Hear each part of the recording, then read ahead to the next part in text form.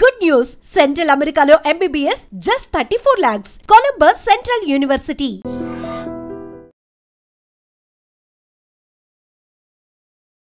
నమస్కారం, welcome to I dream. ధర్మ మార్గం విత్ విజిత కార్యక్రమానికి స్వాగతం.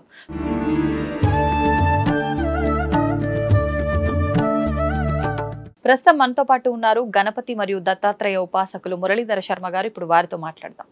నమస్కారం అండి. మహాదేవ శ్రీమాత్రే నమః. మనకు ఆషాఢ అమావాస్య రాబోతుంది. అయితే ప్రత్యేకించి ఒక్కొక్క అమావాస్యకి ఒక్కొక్క తిథికి కూడా ఒక విశిష్టత ఉంటుంది. ఈసారి వచ్చిన ఈ ఆషాఢ అమావాస్య యొక్క విశిష్టత గురించి తెలియజేయండి. తప్పకుండా అమ్మా. ఇప్పుడు ఉండేటువంటి ఈ అమావాస్య ఏదైతే ఉందో, ఆషాఢం ముగుస్తూ ఉంది, శ్రావణం ప్రారంభం కాబోయేటువంటి యొక్క అమావాస్యకు విశేషమైనటువంటి ప్రాముఖ్యం కలదు. ఎందుకు అంటే గురువారం రోజు రావడం ఒకటైతే పుష్యమి నక్షత్రం రావడం మరొకటి. సో గురు పుష్యమి యోగముతో ఏర్పడేటువంటి యొక్క అమావాస్య రోజు చేసేటువంటి పని ఏదైతే ఉంటుందో, అంటే అది మంచి పని కానివ్వండి, చెడు పని కానివ్వండి, 100 రెట్ల ఫలితం ఉంటుంది. 100 రెట్ల అంటే ఈ అమావాస్య రోజు మనం చేసేటువంటి అభిషేకం ఏదైతే ఉందో, ఒక 100 అభిషేకాలు చేసినటువంటి ఫలితం మనకి ఇవ్వబోతుంది. ఈ అమావాస్య రోజు మనము దర్శించేటువంటి అమ్మవారి యొక్క దేవాలయం కానీ, విజయవాడ కనకదుర్గ కావచ్చును, లైక్ ఇంక ఏదైనా దగ్గరలో ఉండేటువంటి ఆలయానికి ముందు మీరు వెళ్ళి దర్శించుకోండి ఈ అమావాస్య రోజు. ఇంతే. ఓకే.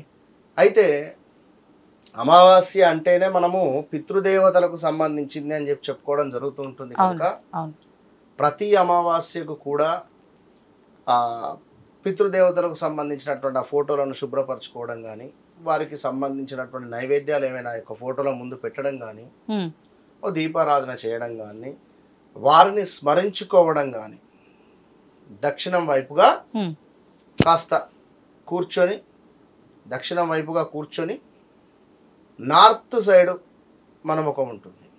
సో ఆ విధంగా అంటే సౌత్ వైపుగా కూర్చోవాలి, నార్త్ సైడ్గా మన ముఖం ఉండాలి. అంటే ఇటు కూర్చున్నామంటే ఇది దక్షిణం అనుకోండి, ఫేసింగ్ ఇటువైపు ఉండాలి. ఓకే.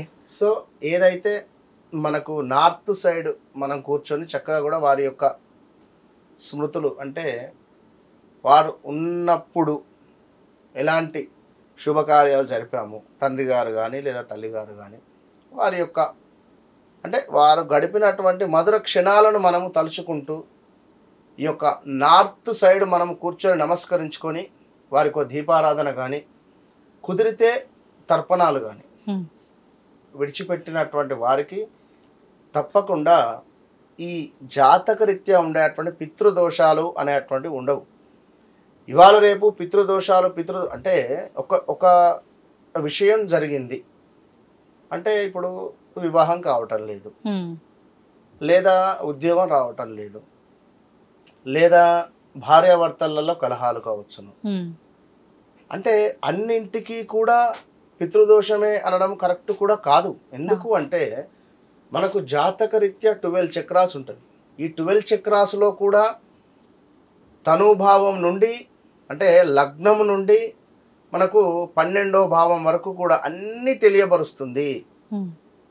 ఒక పితృదోషం ఒకటే ఇది కావట్లేదు అంటే అదొకటే కారణం కాదు. కనుక అయ్యో ఇట్లా అవ్వటం లేదు నాకు ఇదే అని చెప్పి కూడా మీరు భావన చెందవద్దును. అలాంటి ఆలోచన ఉన్నా ఇంకేమైనా ఉన్నా కూడా తర్పణాలు విడిచిపెట్టుకోండి. ఎందుకంటే పూజలు కానీ ఇంకేమైనా చేసుకోలేని వారు ఆ పెద్దవారికి సంబంధించి అమావాస్య అంటే ఎంతో విశేషం.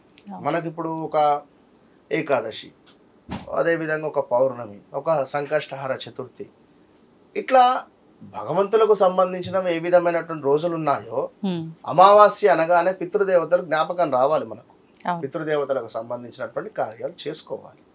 ఎట్ ద సేమ్ టైం ఎవరైతే ఈ గురు పుష్యమి యోగము కలిసి ఉంది కనుక ఖచ్చితంగా ఈరోజు చేసేటువంటి ఎలాంటి కార్యక్రమం అయినా కూడా మీకు విశేషమైనటువంటి ఫలితాన్ని తెచ్చిపెడుతుంది.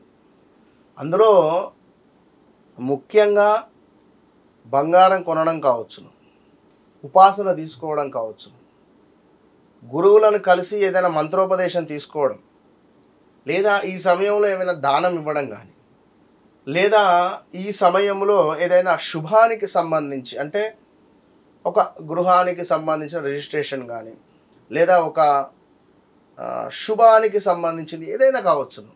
ఇది కనుక మీరు తలపెడితే ఒక వ్యాపారం ప్రారంభించాలి. అమావాస్య కదా అనేటువంటి భావన పనికిరాదు. గురు పుష్యమి యోగంతో ఏర్పడుతూ ఉంది కనుక విశేషాన్ని తెచ్చిపెడుతుంది.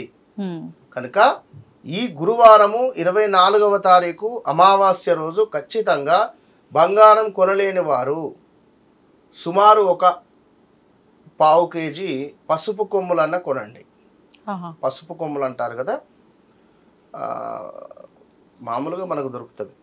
పసుపు కొమ్ములను ఈరోజు మీరు కొని ఇంటికి తెచ్చుకోండి. ఇంటికి తెచ్చుకొని ఇంట్లో దేవత పూజా మందిరం వద్ద పెట్టుకొని ఒక దీపారాధన చేసుకోండి.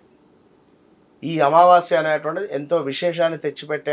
అయితే కొందరు చెడు సంబంధిత అంటే ఈ యొక్క చేతబడి కానీ లేదా ఇంకా ఏదో నరఘోష నరదృష్టితో బాధపడేటువంటి వారు కూడా ఈరోజు కాలభైరవ స్వామికి గనక అభిషేకం చేసిన, కాలభైరవ స్వామికి గనక మీరు అర్చనాది కార్యక్రమాలు చేసుకుని అభిషేకం చేసుకునే వీలుంటే చేసుకోండి.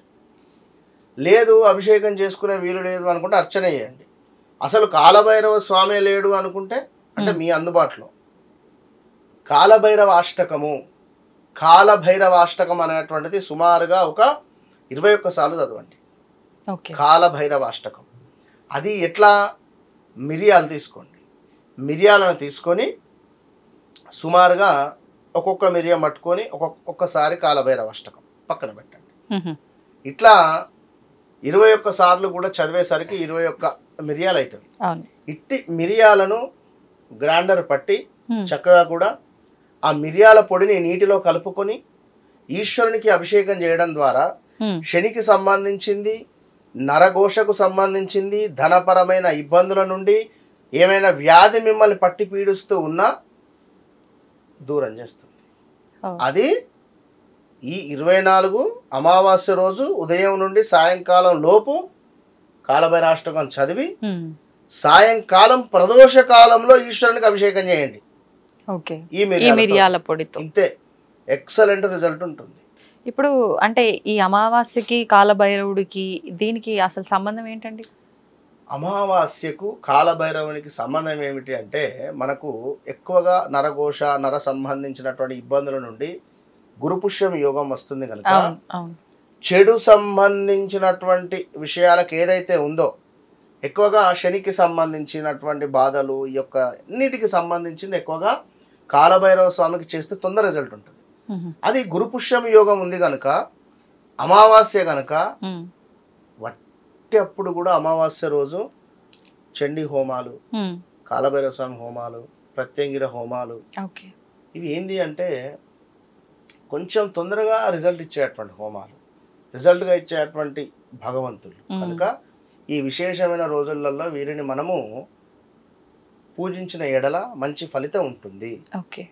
ఎందుకంటే కొందరికి ఎన్ని రోజులైనా కూడా రిజల్ట్ అనేది రావు. సో తొందరగా రిజల్ట్ రావాలంటే కొంత మార్పు చెందాలి మనము కూడా. ఎందుకంటే నడుస్తున్నటువంటి సమాజం ప్రకారంగా కొంచెం ఒక స్టెప్ ముందుకు వేసి చేసుకోవాలి, బాగుంటుంది. ధన్యవాదాలండి. మహాదేవ. తవ్వండి, తవ్వుతూనే శివలింగం సరే దాన్ని అట్లా కప్పేసేయండి, చూపించదండి. మూర్తి పూజ కాదు, సాక్షాత్ బ్రజేంద్ర నందన భగవాన్ ఉన్నారు మూర్తిలో. ఏమీ ఆశించకుండా ఆరాధించే వాళ్ళు కూడా ఉన్నారా ప్రభుజీ? నిజమైన భక్తి అంటే మనకు తెలియదు కాబట్టి